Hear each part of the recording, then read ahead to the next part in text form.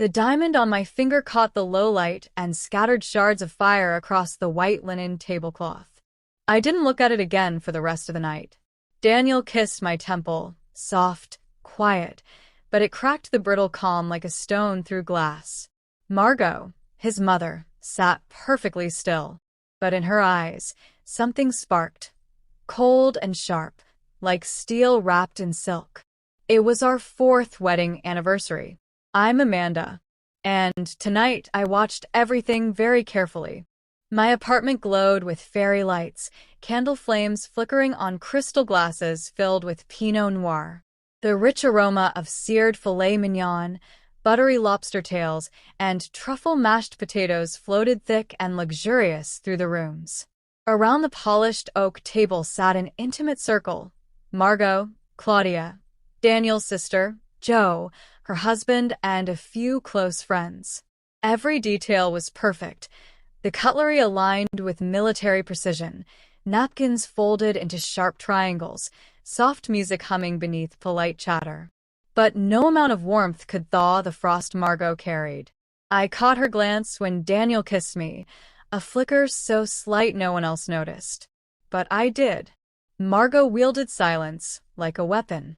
No shouting, just slow, deliberate doses of anger. The curl of a lip, the pointed pause, the absence of welcome. Her marriage had long since gone cold.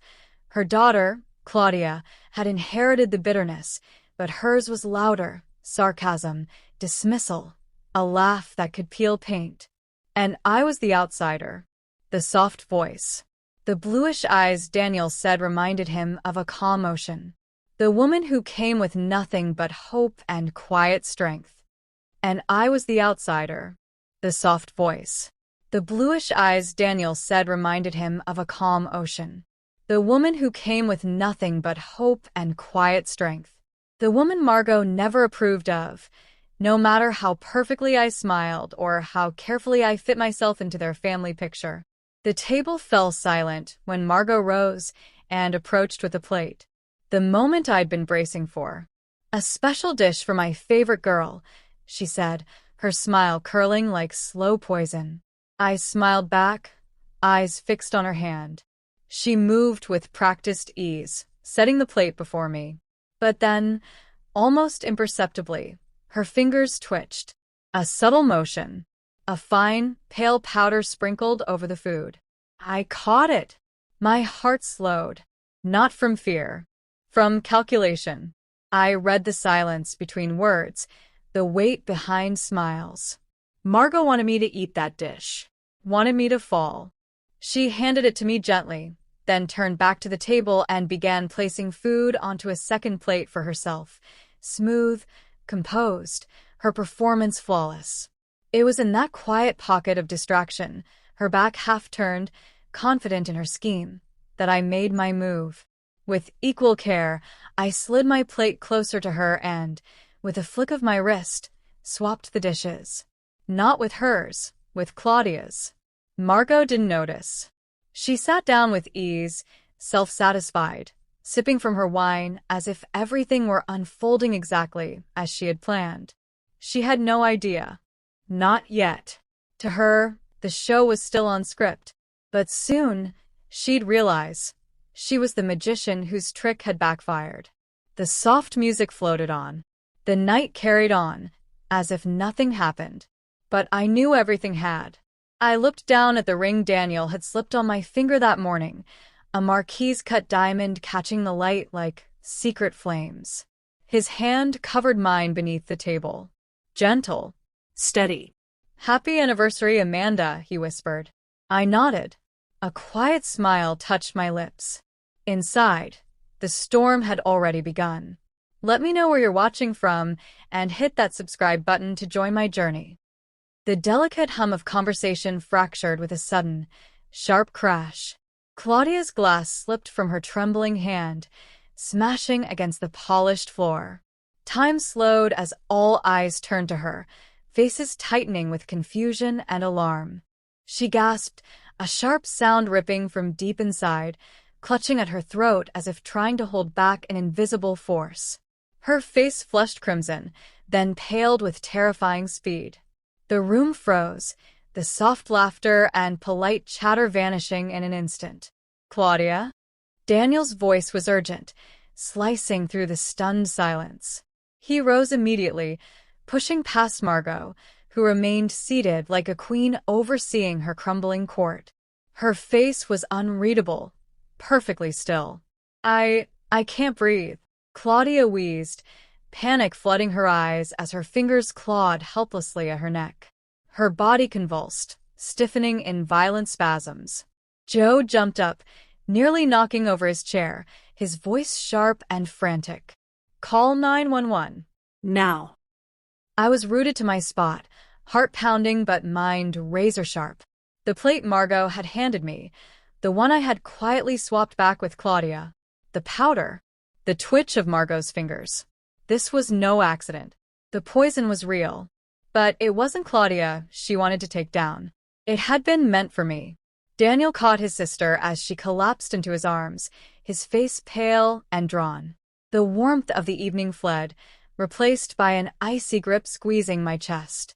The room blurred around me, every sound distant except for Claudia's gasps and the frantic calls for help. "Ambulance is on the way," Joe said, voice shaky but determined as he pressed the emergency number again. I looked toward Margot, and for the first time that night, her mask cracked. Her eyes darted from Claudia to me, confusion flickering behind them, brief, sharp, and quickly swallowed. She hadn't expected this. She hadn't expected it to go wrong. For the briefest moment, confusion crossed Margot's face, just a flicker. But then her eyes met mine, cold and deliberate. There was no panic in them, only frost. She had seen through what I'd done. And yet, beneath that icy gaze, something else lingered, an unsettling calm, as if she'd already begun planning her next move. No one dared look my way. It was clear now, the battle had exploded beyond me. The stakes were higher, personal. I sank into my chair, hands trembling. The ring on my finger felt heavy, a strange weight. Daniel's hand found mine beneath the table, tight and reassuring. "We have to be strong," I whispered. He nodded, eyes dark with worry. The party dissolved into chaos. Friends clustered anxiously, phones in hand. Margot retreated behind her cold veneer, silent and watchful. Joe paced with restless energy. The air, once perfumed with truffle and wine, now smelled of fear and confusion. The anniversary celebration, so carefully crafted to mask years of tension, lay shattered. And I knew this was only the beginning. That evening, back at the apartment, I stared into Margot's eyes, the flicker of cold satisfaction still haunting me. It was more than envy or disdain. There was history there, rot hidden beneath polish. Layers I didn't yet understand but was determined to uncover. She didn't flinch. Not when Daniel yelled. Not when Claudia fell. It was like she'd seen it all before, or caused worse. That kind of calm doesn't come from shock. It comes from survival and guilt. Later that night, after the hospital lights dimmed and the waiting room emptied, I made a call. Quiet, deliberate. My voice was calm. My purpose wasn't. The voice on the other end was careful but willing. An old family friend, someone who'd seen Margot long before I entered their world. He hesitated at first. Then his tone shifted, lower, graver. "You need to be careful," he said. "Margot's not who she pretends to be. She never was."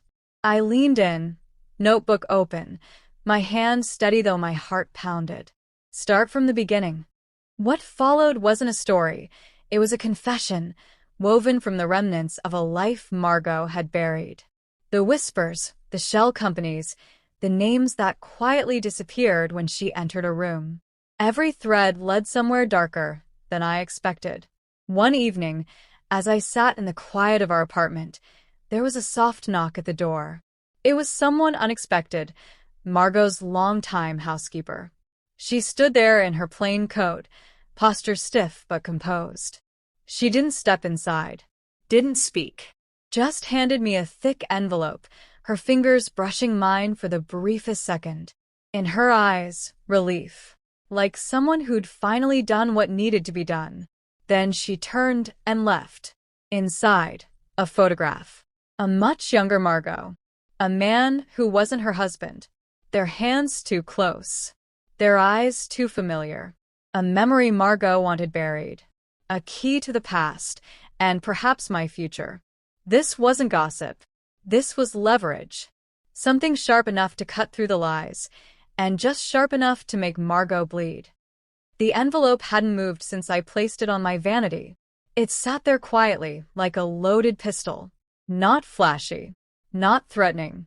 Just waiting. Inside, another photograph. This one was colder, more telling, Margot stepping out of a brokerage office in the early 2000s. Beside her, a man now long gone, a name I recognized from a scandal that had once rippled through her husband's family business like a slow-moving fire. Margot's face was half-turned toward him, smiling. Not posed. Not innocent. They looked comfortable, too comfortable for the passing acquaintance story Margot had told for years. The man had been accused of laundering investor money through shell accounts before vanishing with millions. No charges were ever brought against the firm, but the scandal left Daniel's father deeply tarnished. Now I saw what I hadn't before. The missing link was Margot, not Daniel's father, not the nameless scapegoat. They had survived it because someone else had taken the fall, someone who likely never knew the full game. And Margot? She walked away cleaner than she had any right to. I sat on the edge of the bed, the winter sun slicing across the hardwood in long, thin beams. My reflection stared back at me from the mirror, pale skin, bluish eyes, a face everyone always mistook for docile. Daniel came in quietly, still wearing the navy sweater from the hospital, his hair disheveled, face lined with fatigue. "She's stable," he said, voice hoarse. "Breathing on her own." "Claudia." I nodded. "That's good." He sat beside me, his arm brushing mine. "What happened that night doesn't make sense. The doctors are saying someone tampered with the food. They asked if we wanted to file a report." I met his eyes, slow and steady. "Do you?" He paused. "I don't know. I want the truth." "So do I," I said. And it wasn't a lie. I didn't need the police for that. Later that week, Margot hosted a brunch. Intimate. Family only, she had insisted. Her tone was cool, composed, her armor fully back in place. Claudia wasn't there, of course. Joe showed up late, distracted, nursing a hangover and guilt. I wore a pale ivory blouse and diamond studs, simple, elegant, disarming. The table sparkled. Fresh flowers. Poached eggs. A centerpiece of blood oranges and white lilies. Margot poured herself tea. "I've asked that we be discreet," she said. "For Claudia's sake. The press doesn't need to get involved." Daniel said nothing. Joe muttered, "You think this was random?" "No," I said gently, stirring honey into my tea. "But then again, not much in this family ever is." My voice was soft, but deliberate. I wanted her to feel the shift. The storm was coming from within the house. I reached into my bag and placed the envelope on the tablecloth. Softly, carefully. "What's that?" Margot asked, her voice light. I looked at her. A piece of history. Her fingers froze mid-pour. Just for a second. Daniel frowned. "Amanda." I opened the flap and slid the photo out, placing it face up on the white linen between us. Margot stared. The color drained slowly from her face, leaving behind something paler, stiffer. Not fear. Not yet. Just recognition. And then calculation. "That's nothing," she said too quickly. "No," I said, my voice calm. "It's a beginning." Joe leaned forward. "Is that guy from the old brokerage firm? The one who ran?" Margot exhaled, slow and measured. "I was helping a friend. It was a long time ago." Daniel looked at her, confused. "Wait, you said you barely knew him." "I didn't want to worry your father." "You lied. he said, not angrily, but like something fundamental had cracked. And the funds? I asked. That you personally redirected from the Phoenix Trust into a side holding under your maiden name? Were those just helping hands too? Her eyes snapped to mine. She didn't speak. She didn't deny. The air shifted. There it was. Not confession. Not collapse. Just exposure. And in Margot's world, that was more dangerous than guilt. I stood slowly. I think I'll visit Claudia this afternoon. She'll need someone neutral to talk to. Margot's hands trembled slightly as she reached for her cup. You have no idea what you're inviting. I leaned down, voice so quiet only she could hear it. You taught me how to survive your way. But I'm done surviving. I'm building. And then I walked out, not rushed, not angry, just ready. Behind me, porcelain clinked faintly against porcelain. The marble had cracked. Claudia's hospital room smelled like sterile linen and a second chance. She was propped up by crisp pillows, the oxygen tubes now removed, her skin pale but calm. There was something sharper in her eyes now, no longer dulled by entitlement or rivalry. Pain had peeled her back. She looked up when I walked in, blinking once. You came. I nodded. Of course. Silence stretched between us, not hostile, but raw, honest. Claudia had spent her life mocking my softness, my quietness. But now she looked at me like she wasn't sure what I was anymore. I heard. You were the one who called the ambulance, she said softly. No, I replied. Your brother did. I just made sure you were still breathing when they got there. Her jaw tightened. Shame. She looked down. I don't remember much. Just the heat, the tightening, like something inside me was folding in. I sat beside her bed. Do you remember what you ate? She nodded faintly, brows drawing together. Mother brought a plate. She said she made it herself. It was your anniversary, so I assumed it was for me. I didn't question it. I took a breath. It wasn't. She handed it to me. Claudia's gaze sharpened. What? I waited until her back was turned. I saw her sprinkle something on it. Just the lightest dusting. I didn't know what it was, but I knew it wasn't innocent. So I switched our plates. The color drained from her face as realization crept in. She meant it for you, she whispered. I nodded. And you got in the way. Claudia swallowed hard. Why would she? You know why. My voice was even. Because I'm everything she spent her life suppressing. And Daniel, he made the mistake of loving me. She laughed, bitter, breathless. And I made the mistake of becoming her. The air shifted. That was the first time Claudia admitted what we'd all known. She wasn't just Margot's daughter by blood. She'd become Margot's echo. Her mirror, refracted through bitterness. I thought she was protecting me, Claudia whispered. From disappointment. From men. From you. I let the words settle before I spoke again. She wasn't protecting you. She was protecting a story. One where she's the victim, the matriarch, the martyr. You and I were just mirrors she kept rearranging to suit the narrative. Claudia stared out the window, tears pooling in her eyes. What are you going to do with the truth? I leaned forward. Build something with it. That afternoon, sitting in my room, I held the photographs in my hand, still warm from where my fingers had been curled around them for hours. I wasn't looking to destroy Margot. I was looking to expose her, to tilt the scales back into balance. And I knew exactly where to strike, where she kept her pride polished and untouchable, her public standing, her immaculate reputation. The version of herself she curated like fine china. She had always controlled the story. Now, I would hand the world the footnotes. No rage, no spectacle, just quiet precision, and the weight of truth. The following week, I requested a board meeting.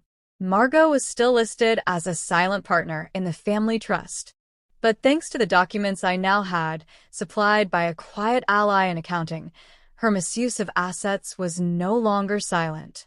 Daniel stood by my side as I addressed the room.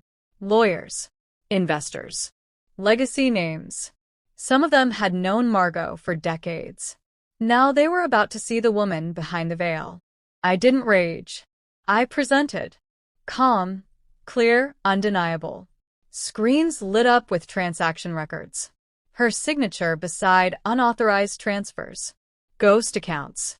Unexplained dividends.